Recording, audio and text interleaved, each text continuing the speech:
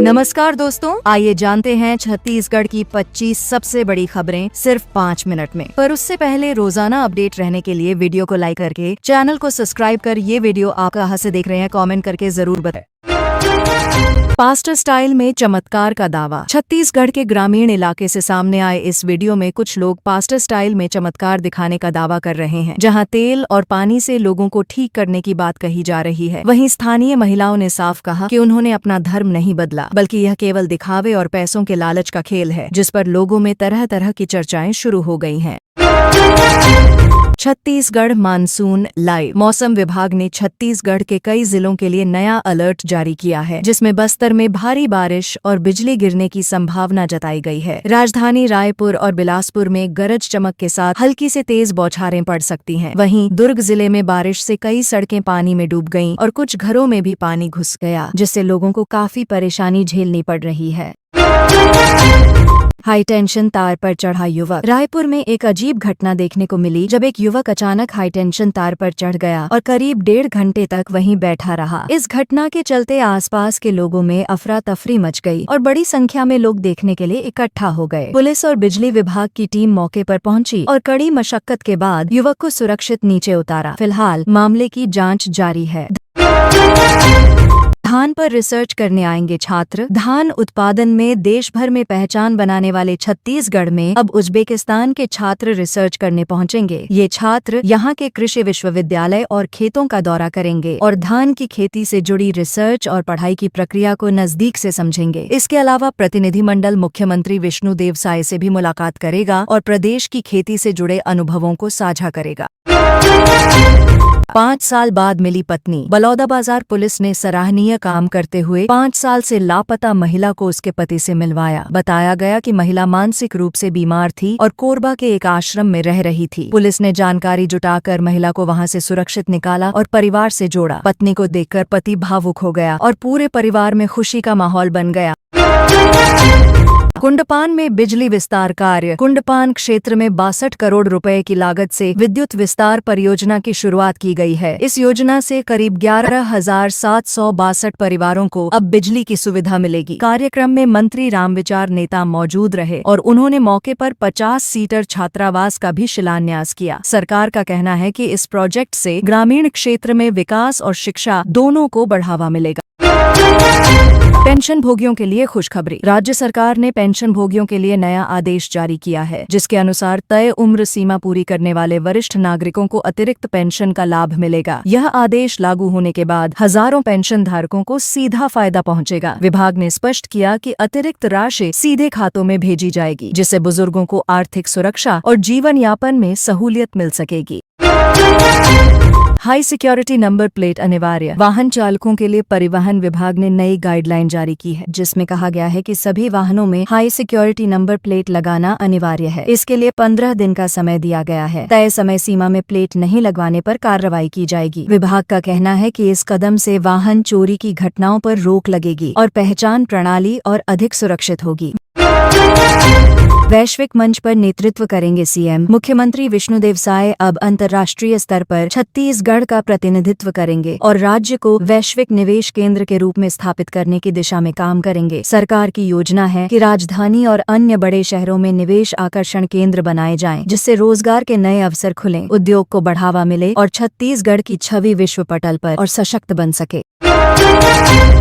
राहुल गांधी की यात्रा पर बोले भूपेश बघेल। राहुल गांधी की मतदाता अधिकार यात्रा को लेकर छत्तीसगढ़ के पूर्व मुख्यमंत्री भूपेश बघेल ने प्रतिक्रिया दी है। उन्होंने कहा कि यह अभियान लोगों को जागरूक करने और लोकतंत्र को मजबूत बनाने के लिए जरूरी है। वहीं यात्रा के दौरान कांग्रेस नेता आम जनता से मिलकर उनके मुद्दों को समझने की कोशिश कर रहे हैं। बघेल का कहना है कि इस यात्रा से पार्टी को जमीनी स्तर पर मजबूती मिलेगी।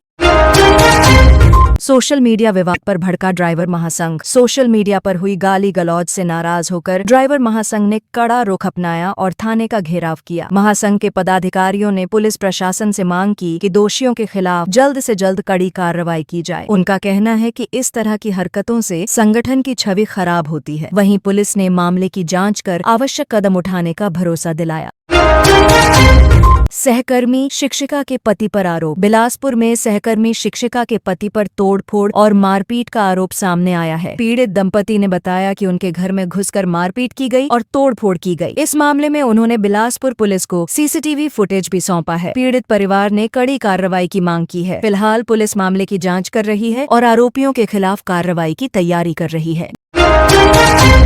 द्वापर युग की कथा पर उमड़ी भीड़। सिटी कोतवाली क्षेत्र में धार्मिक आयोजन के दौरान द्वापर युग की कथा का मंचन किया गया, जिसमें बड़ी संख्या में श्रद्धालु पहुंचे और कथा का आनंद लिया। कार्यक्रम में भक्तों ने श्रद्धा के साथ भाग लिया और धार्मिक भावनाओं से जुड़ा माहौल देखने को मिला। आयोजकों का कहना है कि ऐसे आयोजनों से नई पीढ़ी को संस्कृति और परंपरा से जोड़ने में मदद मिलती है और समाज में सकारात्मक संदेश फैलता है। कोरबा में चोरी की बड़ी वारदात। कोरबा में पूर्व खेल अधिकारी के घर चोरी की बड़ी वारदात सामने आई है। बताया गया कि परिवार हैदराबाद गया हुआ था और इसी दौरान चोरों ने घर का ताला तोड़कर कीमती सामान और कार तक चोरी कर ली। घटना की जानकारी मिलते ही पुलिस मौके पर पहुंची और जांच शुरू की। पुलिस का कहना है कि आसपास लगे सीसीटीवी कैमरों की मदद से आरोपियों की पहचान की जाएगी। और हर बेटी की शादी में पार्षद का साथ। छत्तीसगढ़ के एक पार्षद ने समाज में सकारात्मक पहल करते हुए हर बेटी की शादी में आर्थिक सहयोग देने का वादा निभाया है, जिसके तहत उन्होंने 2100 रुपए का योगदान कर परिवारों की मदद की। इस पहल की सराहना पूरे इलाके में हो रही है। लोग कह रहे हैं कि इस कदम से समाज में बेटियों के प्रति सम्मान बढ़ेगा और जरूरतमंद परिवारों को वास्तविक राहत भी मिलेगी। डोंगरगढ़ का 100 साल पुराना रेलवे स्कूल बंद। डोंगरगढ़ का ऐतिहासिक रेलवे स्कूल, जो करीब 100 साल पुराना है, अब बंद कर दिया गया है। रेलवे प्रशासन ने भवन को जर्जर बताते हुए इसे बंद करने का निर्णय लिया है। साथ ही यहां प्रशिक्षण संस्थान खोलने की तैयारी की जा रही है। स्कूल बंद होने की खबर से स्थानीय लोगों में भावनात्मक जुड़ाव दिख रहा है, क्योंकि यह संस्थान वर्षों से शिक्षा का प्रमुख केंद्र रहा है।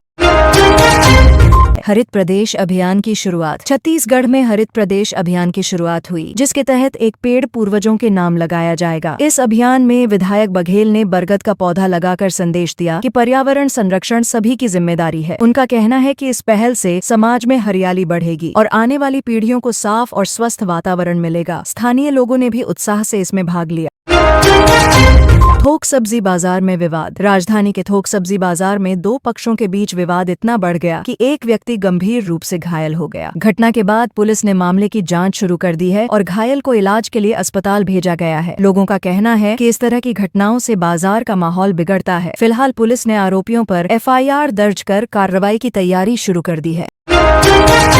परीक्षाओं के लिए नई गाइडलाइन। शिक्षा विभाग ने परीक्षाओं के लिए नई गाइडलाइन जारी की है, जिसमें अब छात्र हल्के और आधी बांह वाले कपड़े पहनकर परीक्षा दे सकेंगे। अधिकारियों का कहना है कि यह कदम पारदर्शिता और सुरक्षा को ध्यान में रखते हुए उठाया गया है। गाइडलाइन लागू होने से नकल पर रोक लगेगी और परीक्षाओं का माहौल और बेहतर होगा। छात्र भी इस फैसले को लेकर संतोष जता रहे हैं।